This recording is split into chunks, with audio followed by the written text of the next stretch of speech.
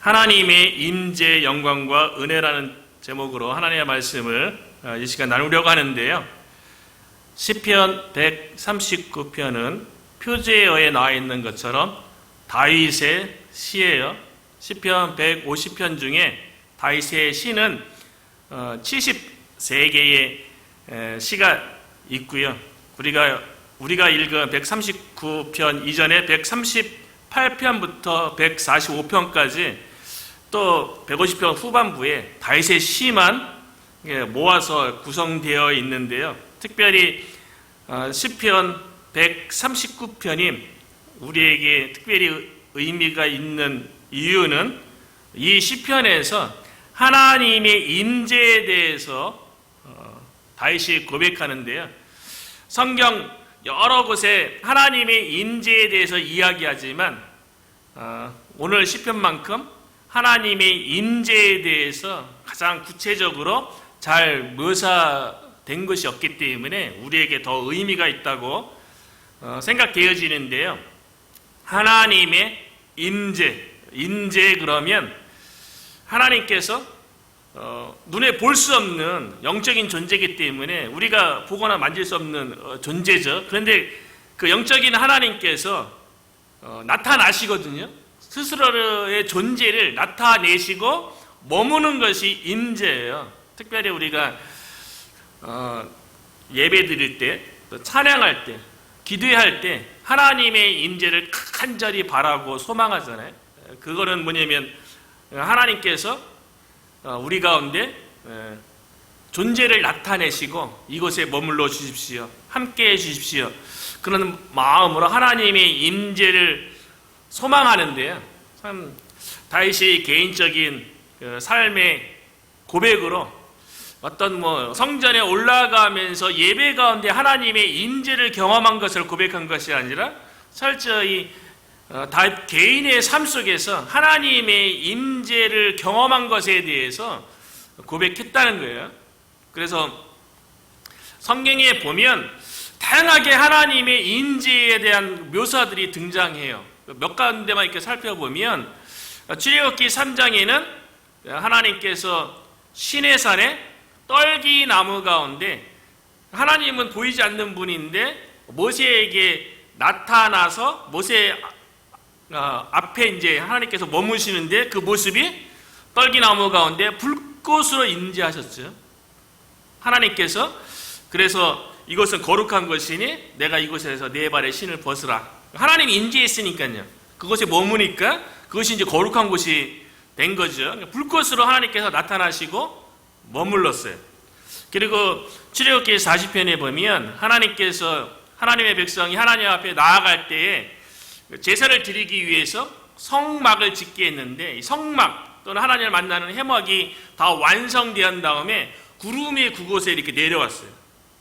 나타났어요. 하나님의 임재의 모습으로 하나님께서 구름으로 성막 위에 덮었고 하나님의 영광이 회막에 가득했대. 하나님의 임재의 모습이 하나님의 영광에 가득한 모습으로 그렇게 나타났고요. 실질적으로 우리가 하나님의 임재에 대해서 경험하고 느끼는 것에 대해서는 사도행전 2장에 오순절날 마가의 다락방에서 120명의 성도들이 예수님께서 약속하신 것 하늘로부터 능력이 주어지길 위해서 간절히 기도했을 적에 하나님의 영이신 성령이 임재하는데요.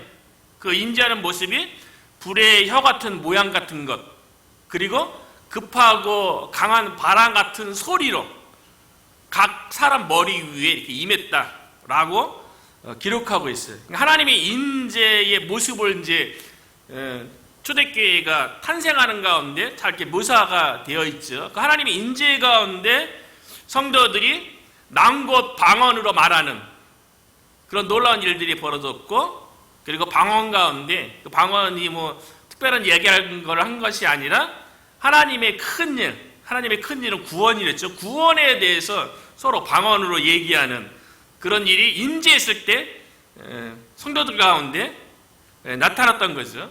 시편 139편에서는요. 좀 전에 얘기했지만 다윗이 개인의 삶 속에서 하나님께서 임재하신 것에 대해서 그 경험을 그 하나님의 높고 위대하심에 대해서 그거를 자신의 경험으로 끝나는 것이 아니라 그거를 노래로 지어서 찬양하게 해서 하나님의 백성으로 하여금 하나님의 인재 가운데 나갈 수 있도록 했다는 건데요. 다윗이 하나님의 임재를 경험했을 때 처음으로 깨달은 것은 뭐냐면 하나님의 전지하심이에요. 하나님의 전지하심. 영어로는 omniscience인데요. omni는 모든 이런 뜻이에요. 모든 것을 science는 우리가 뭐 과거로 알고 있는데, 그래서 omniscience, 모든 것을 아는 상태, 무한한 지식, 이거를 다윗이 하나님의 인재 가운데 경험하고 깨달았다는 거예요.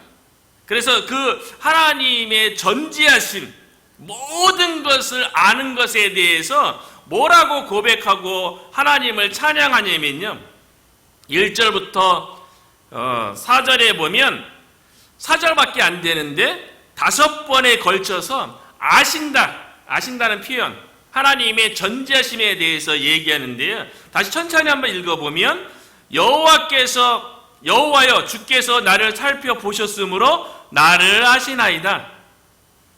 주께서 나의 앉고 일어섬을 아시고 멀리서도 나의 생각을 밝히 아시오며. 사람들이 서로 상대방에 대해서 얘기할 적에 10개의 물속은 알아도 한길 사람의 그 속은 모른다고 얘기할 정도로, 어떻게 사람의 생각을 우리가 알 수 있습니까? 나도 내 자신의 생각에 대해서 다 알지도 못하는데 상대방의 생각과 깊은 곳에 있는 걸 어떻게 알겠어요? 그런데 하나님은 우리의 생각조차도 아신대요. 그러니까 전지성, omniscience에 대해서 이야기하는 거예요. 나의 모든 길과 우리가 행하고 가는 길에 대해서 하나님은 알고 계시고요. 내가 늙는 것을 살펴보셨으므로 나의 모든 행위를 익히 아시오니 여호와여 내 혀의 말을 알지 못하는 것이 하나도 없으시니이다. 이걸 보고 하나님께서는 다윗의 일거수일투족, 다윗의 생각뿐만 아니라 말하는 것뿐만 아니라 행위까지도, 다윗의 걸어가는 길까지도, 앞날까지도 하나님께서는 다 알고 계시다는 거예요. 하나님은 전지하셔서 모든 것을 다 아셔서 우리의 관련된 모든 것에 대해서 세밀하게 다 알고 계시다는 거죠. 이 고백을 다윗이 삶 가운데 하나님의 전지성에 대해서 깨달았어요. 많은 사람들은 다른 우리가 성경의 여러 부분에서 마치 하나님이 없는 것처럼, 마치 하나님이 기도를 듣지 않는 것처럼 고백하는 선지자들도 있고 그렇잖아요. 그런데 다윗은 하나님께서 모든 것을 아는 걸로 고백하는데요. 이 시편 139편에 다윗의 인생 속에서 어느 시점에서 이렇게 고백했는지에 대해서 많은 해석이 있는데, 보편적으로 동의하는 것은 뭐냐면 다윗이 사울 왕에게 쫓겨서 블레셋 땅에 망명했을 때, 그때 139편의 이 시를 지을 것으로 대부분 성경을 연구하는 자들이 이야기합니다. 다윗이 사울 왕에게 미움받을 일이 없잖아요. 미움받는 게 아니죠. 증오를 넘어서 다윗을 죽이려고 했죠. 다윗이 한 일이 무엇입니까?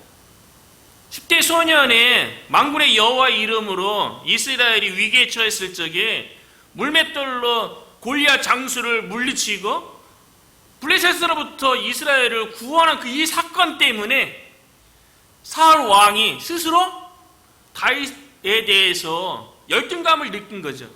시기와 질투를 느낀 거죠. 그래서 자신의 왕의 자리에, 다윗이 아주 어리잖아요. 그 사울 왕은 왕의 위치에 있고 수많은 부하들과 군대까지 있음에도 불구하고 불안한 거예요. 자신이 지금 왕의 자리가요. 그러니까 다윗을 죽이려고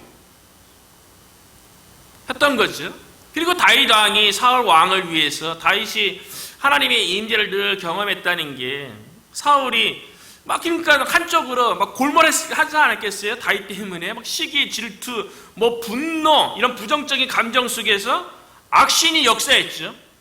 좋은 감정 속에 긍정적인 생각 속에 귀신 역사하는 게 아니고 누군가를 시기하고 질투하고 부정적인 생각에 골몰하게 되면 뭐 악신이 귀신이 역사할 수밖에 없는 거죠. 그러니까 귀신이 들려서 사울 왕이 막 괴로워하고 고통스러워할 적에 다윗이 사울 왕 앞에서 찬양하며 수금을 탈 때 악기가 떠나가는 역사가 있었어요.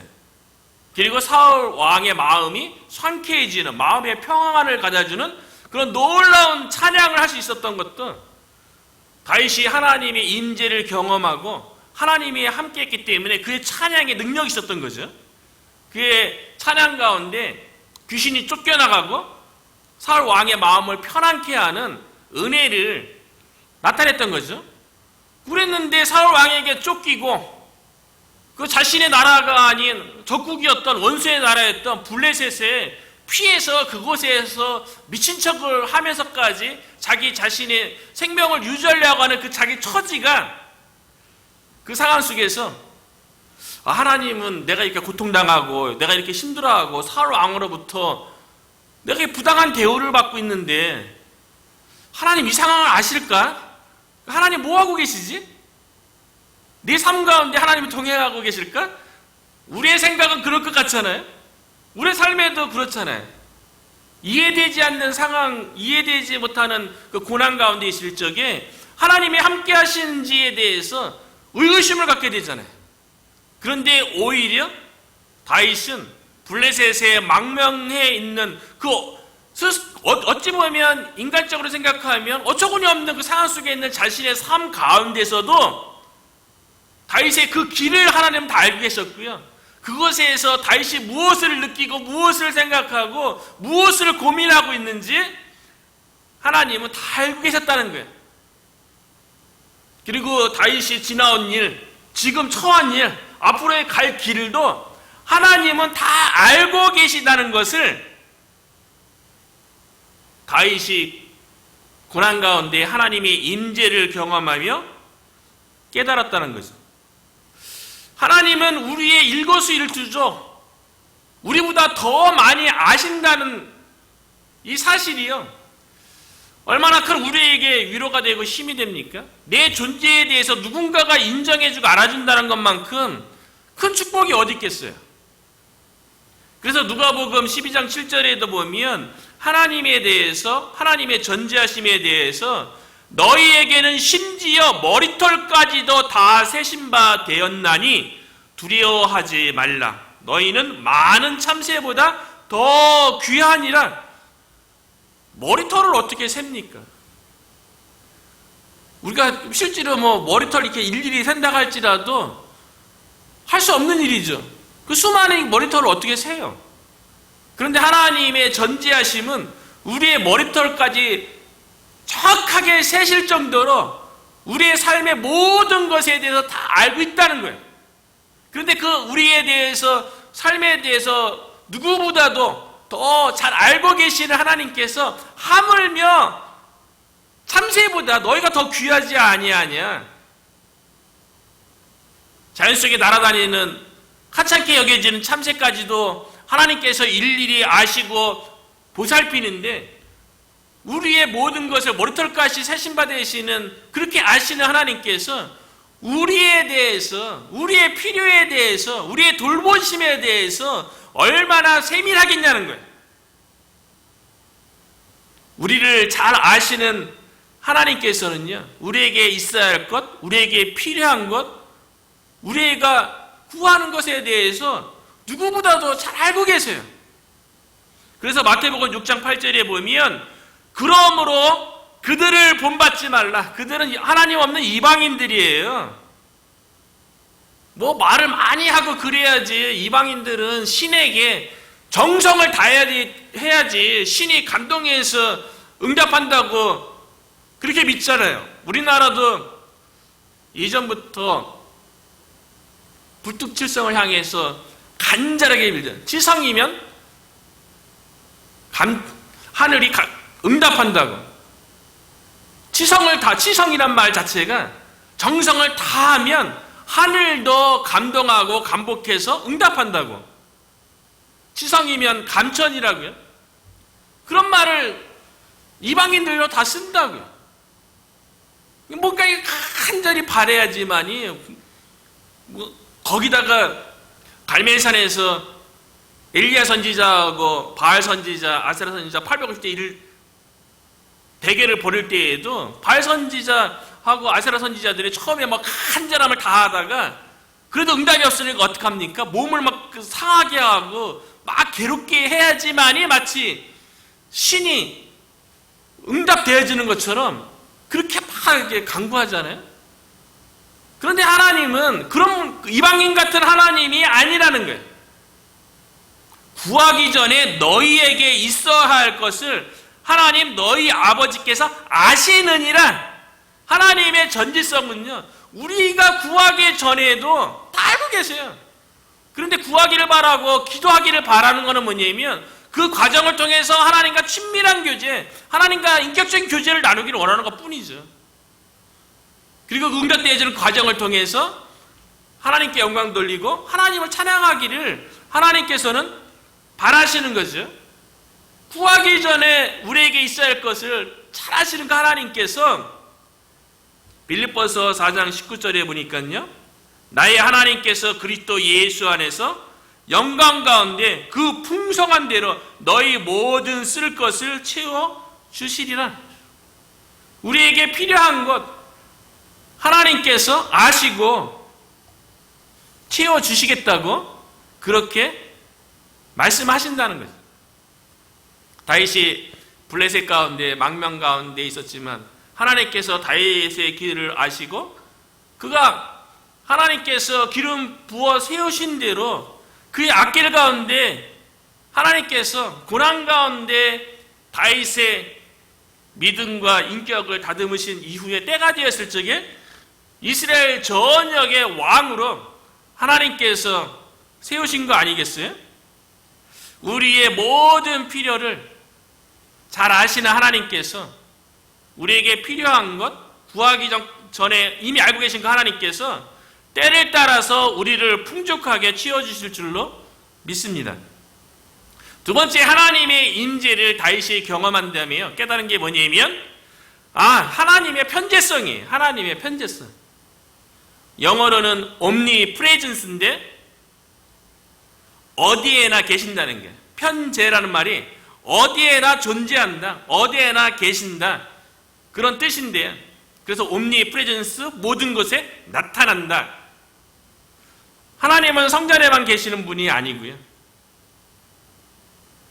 오늘날 교회에만 계신 분이 아니고 하나님을 믿는 백성의 삶의 전 영역 속에서 함께 하신다는 거죠. 그래서 다윗이 자신의 삶 가운데 하나님의 편재성에 대해서 늘 나타나서 자신 가운데 머문다는 것에 대해서 자기가 어느 곳에 가든지 하나님께서 함께 하신다는 것에 대해서 7절부터 고백하고 있는데요. 내가 주의 영을 떠나 어디로 가며 주의 앞에서 어디로 피하리이까? 내가 하늘에 올라갈지라도 거기 계시며 스올에 내 자리를 펼지라도 거기 계시니이다. 하나님의 영은 어디나 다 계신 거예요. 다윗이 삶 가운데 기뻐하고 잘 될 때도 있었죠. 형통할 때도 있었죠. 하늘 높은 곳에 있을 때에도 하나님이 있는 것 같아요. 그런데 스올에 내 자리를 펼지라도, 다윗의 인생 가운데 스올에 간 것 같은 상황 가운데 놓였던 적이 있는 거예요. 스올은 구약 성경에서 죽은 자들이 가는 세계로 받아들이는 곳이에요. 스올이요. 지하 세계, 무덤, 이거를 스올로 히브리어 그 뜻대로 그냥 번역을 했는데요. 다윗의 인생 가운데 얼마나 힘들었으면, 그래서 아마 많은 신학자들이 시편 139편에 하나님의 그 임재를 느낀 것이 그 블레셋의 망명 가서 피해 있을 때, 생명의 위협 가운데 있을 때 이 시편을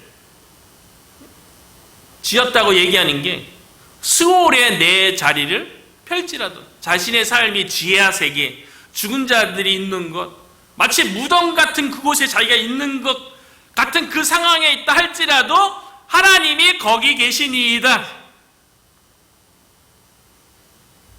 우리 교회에 하나님이 이곳에 함께 계시는 줄로 믿습니다. 우리가 각 가정에, 우리 각 개인의 삶 속에 그곳에도 하나님이 계시다는 거예요. 스올에서 하나님의 인재를 경험하고 하나님을 만났던 다윗처럼요, 우리의 인생의 스올에서, 그곳에서 계시는 하나님의 임재를 저와 여러분이 경험하는 은혜를 누리기를 축원합니다. 9절과 10절에도 보면요, 내가 새벽 날개를 치며 바다 끝에 가서 거주할지라도 거기서도 주의 손이 나를 인도하시며 주의 오른손이 나를 붙드시리이다.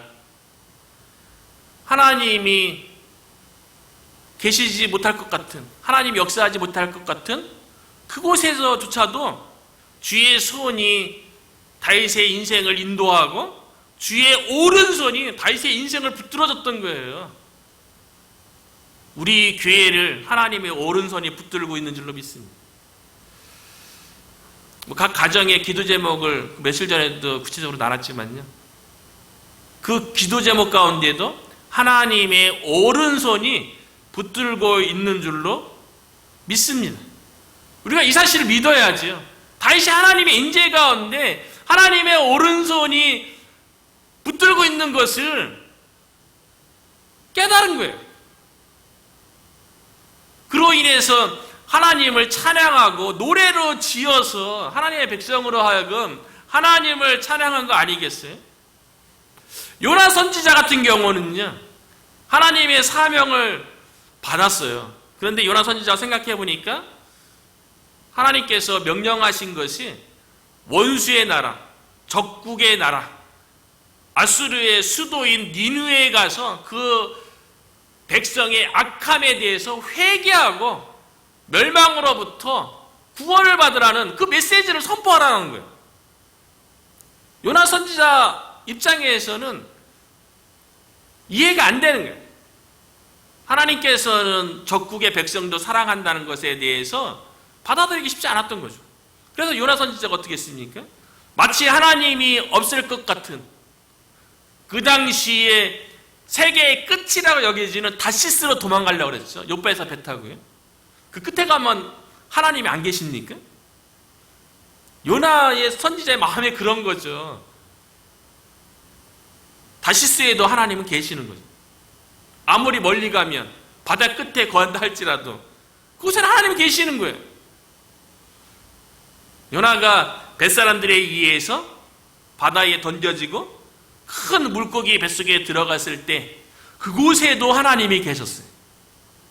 그 물고기 뱃속에서 요나 선지자가 하나님 앞에 회개했을 적에 그 기도를 들으시고 큰 물고기가 육지에서 요나를 토해내게 하고, 회개한 요나가 적국인 니느웨의 수도에 가서 멸망할 것에 대해서 회개를 선포하는 말씀을 선포했어요. 하나님의 명령을 피해서 도망하는 그 자리에도, 땅끝까지 가는 그곳에도, 물속이 뱃속에 들어가서 바다 밑에 갔던 그곳에도 하나님은 계셨고요. 하나님의 오른손이 요나 선지자를 붙잡아줬어요. 그래서 회개해서 하나님의 사명을 감당하게 했다는 거죠. 우리가 생각하기에 이곳에도 하나님은 계실까? 내가 이런 상태에 있는데, 내가 이런 믿음 가운데 있는데, 내가 이런 영적 상태에 있는데, 내가 이런 고통과 이런 어려움 가운데 있는데, 이런 슬픔 가운데 있는데 하나님은 내 마음속에 거하실까? 그렇게 생각할 때가 있잖아요. 스월에도 거주하시는 하나님, 땅끝에도 거주하시는 하나님, 우리의 모든 고통과 어려움에도 하나님께서는 계시는 분이세요. 하나님의 오른손이 우리들을 붙들고 있는 줄로 믿습니다. 그 하나님의 오른손이 요나 선지자가 하나님의 사명을 끝까지 완성하고 하나님께 영광 돌렸던 것처럼 그 하나님의 오른손이 우리 교회를 회복시키시고 우리 각 가정을 회복시키시고 우리에게 주어진 사명을 우리가 완성해 가는 게 아니죠. 하나님의 오른손이 우리의 모든 길을 아시는 그 하나님께서 친히 인도하셔서 이루실 줄로 믿습니다. 그래서 하나님의 인재 가운데 다윗의 삶 가운데 마지막으로 고백하는 게요, 하나님께서 다윗을 지으시고 다윗을 통해서 이루자 하는 사명을 이루실 것에 대해서 다윗이 고백하는데요, 13절에 보면 이렇게 고백하고 있어요. 주께서 내 내장을 지으시며 나의 모태에서 나를 만드셨나이다. 다윗은 알고 있어요. 자기 자신이 어떻게 조성되어지고 이 땅에 태어났는지. 부모님을 통해서 이 땅에 태어났지만 그 모든 과정 가운데 부모님의 어머니의 태 속에서 자기가 조성되기 이전에 이미 하나님께서 자신을 지었다는 거예요.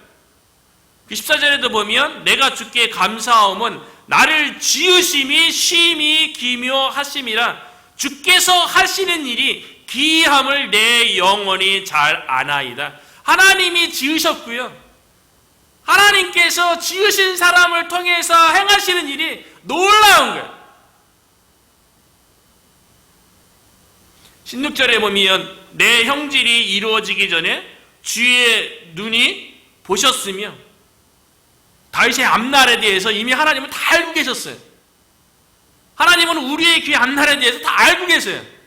우리 개인의 앞날에 대해서, 우리 각 가정의 앞날에 대해서 하나님께서 다 아시고요, 보고 계세요. 내 형질이 이루어지기 전에 주의 눈이 보셨으며, 아니 형질도 지어지지 않는데 어떻게 하나님이 보세요. 하나님은 전지하신 분으로 다 보고 계시죠. 그리고 하나님께서 기이한 일을 행하시는데 뭐라고 다윗이 고백했냐면요, 나를 위하여 정한 날이 있대요. 다윗이 태어나기 전부터 다윗의 인생을 다 하나님께서 보고 계시고요, 다윗을 위해서, 다윗을 통해서 행하실 일, 기이한 일을 하나님께서 행하실 것인데 그 정한 날이 있는데요, 하루도 되기 전에 주의 책에 다 기록이 되었나이다. 이거 책에 기록될 정도로 구체적으로 하나님께서 다윗을 통해서 이루고자 하는 일을, 정한 날에 이루고자 할 것들을 다 알고 있었다고 다윗이 고백하고 있는 거예요. 마찬가지로 우리 교회가 태동하기 전에, 제가 이곳에 오기 전에 하나님이 미리 다 보고 계셨고요, 하나님께서 정한 날에 하나님의 책에 모든 되어질 기이한 일들이 다 기록되어져 있는 것처럼 저와 여러분을 통해서 만드신 이가 목적이 있겠죠. 세상의 모든 물건들은 그 물건에 합당한 목적이 다 있는 거 아니겠어요? 마이크는 마이크의 목적이 있고요, 강제상은 강제상의 목적이 있고, 의자는 의자의 목적이 있는 것처럼 우리를 지으신 하나님께서 우리를 향한 목적이 다 있는 거죠. 그 일을 하나님께서 정한 날에 구체적으로 성취하시고 그로 인해서 하나님께서 영광을 받게 될 줄로 믿습니다. 우리가 이 사실을 믿고요, 하나님의 인재 가운데 하나님의 전지성과 하나님의 편재성, 그리고 우리를 향한 목적이 있다는 것에 대해서 우리가 굳게 믿고 우리를 통해서 하나님께서 그 이루실 일들에 대해서 소망하면서 저와 여러분이 우리 교회가 쓰임받게 되기를 주의 이름으로 축원합니다.